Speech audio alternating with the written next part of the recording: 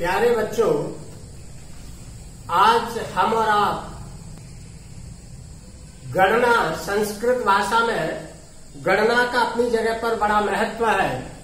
यानी हम यदि विचार करें तो सबसे कठिन यदि कोई गिनती है तो वो हिंदी की, क्योंकि हिंदी की गिनती में आप और हम यदि देखेंगे तो 1 से लेकर 100 तक सारी गिनती का उच्चारण अलग अलग है, कहीं कोई रिपीट नहीं है। जैसे इंग्लिश में मान लो हम लोग क्या करते हैं, 1 से 19 तक की काउंटिंग याद करते हैं, यानी 1 से 19 तक, और उसके बाद में फिर 20, 30, 40, 50 याद कर लेते हैं और 1, 2 जोड़ना शुरू कर देते हैं। जैसे 21, 22, 23।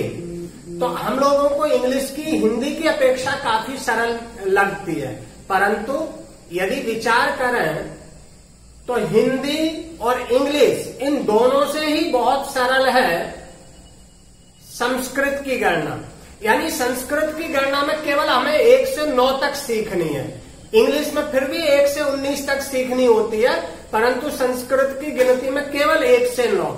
उसके बाद हमें 10, 20, 30, 40, 50 इनकी याद करनी होती है। तो आज हम और आप मिलके एक बार गणना का अभ्यास करेंगे, बहुत अच्छी तरह से समझने की कोशिश कीजिएगा। सबसे पहले आप देखेंगे कि 1 से लेके हमने 10 तक यहाँ गिनती लिखी, संस्कृत भाषा में 1 से 10 तक लिखा। देखिए 1 यानी एकाः, द्वौ, त्रयः, चत्वारः, पंच, षष्ठ, सप्त, अष्ट, नव, दशः। यानी 1 से 10 तक आपने लिखी, फिर मैंने 20, 30, 40, 50 की संस्कृत लिख ली।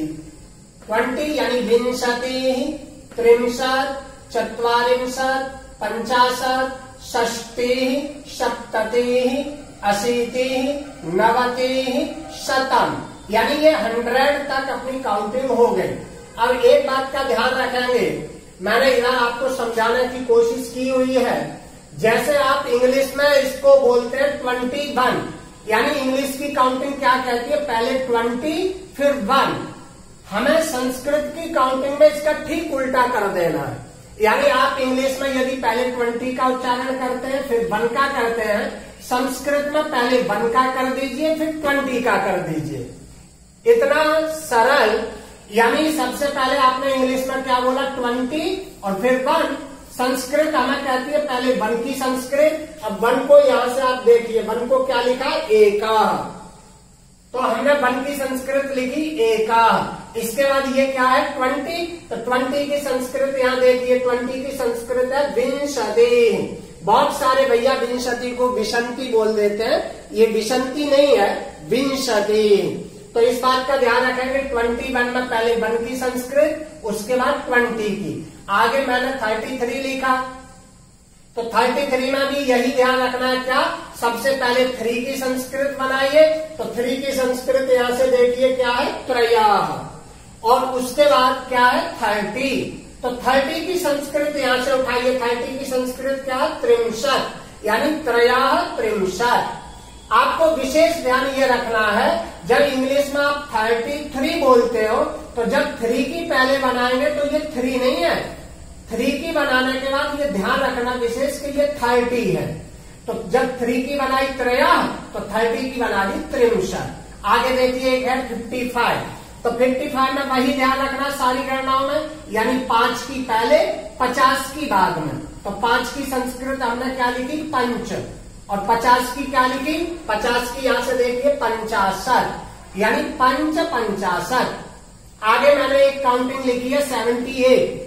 तो 78 नियम सब में वही रहेगा, 8 की पहले 70 की बाद में। तो 8 की संस्कृत यहां से उठाइए, क्या लिखा है, अष्ट, और 70 की क्या लिखी हुई है, यहां से देखिए 70 की सप्ततिः, यानी अष्ट सप्ततिः। आगे मैंने एक काउंटिंग लिखी 93।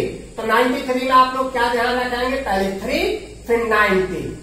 सारी गणनाओं में ये विशेष ध्यान रखना, पहले 3 की आपने क्या बनाई, त्रयः, और 90 की क्या बनाई, नवतिः। तो त्रयः नवतिः यानी 93। एक मैंने काउंटिंग अगली लिखी 99। तो 99 में क्या है, ये 9 और 9 नहीं है। बहुत सारे भैया गलत वहां कर देते हैं कि इसको 9 समझते हैं, इसको भी 9 समझ लेते हैं। तो ये ध्यान रखना, पहले 9 की संस्कृत बनाई। क्या बनाई 9 की संस्कृत? यहां से देखिए नव, और ये क्या है 90, तो 90 की संस्कृत क्या है? नवति, यानी नव नवति। आगे आया 34। इसमें आप लोगों को ध्यान रखना है, जहां भी 4 किसी के साथ आएगा, यानी केवल गणना में संस्कृत में 4 का नियम ध्यान रखना होता और कुछ नहीं।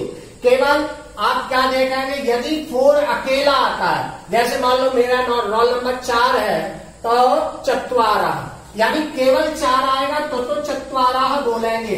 परंतु 4 जब किसी के साथ आता है, जैसे 44, 34, 64 वगैरह, तो वहां पर जो 4 साथ में आएगा किसी काउंटिंग के, तो उसको हम चतुहु बोलते हैं। केवल एक 4 के में ये नियम से होता और कहीं नहीं होता है। तो जब 4 किसी के साथ आएगा, जैसे यहाँ 4 किसके साथ है? 30 के, तो यहाँ पर ये 4 है, यहाँ 30 है, तो यहाँ 4 की संस्कृत हमें फिर ये चत्वारा नहीं लिखनी है, चतुहु लिखनी है। केवल आप लोग विशेष ध्यान रखना, ये चतुहु के साथ यानी 4 के ही साथ में नियम लागू होगा।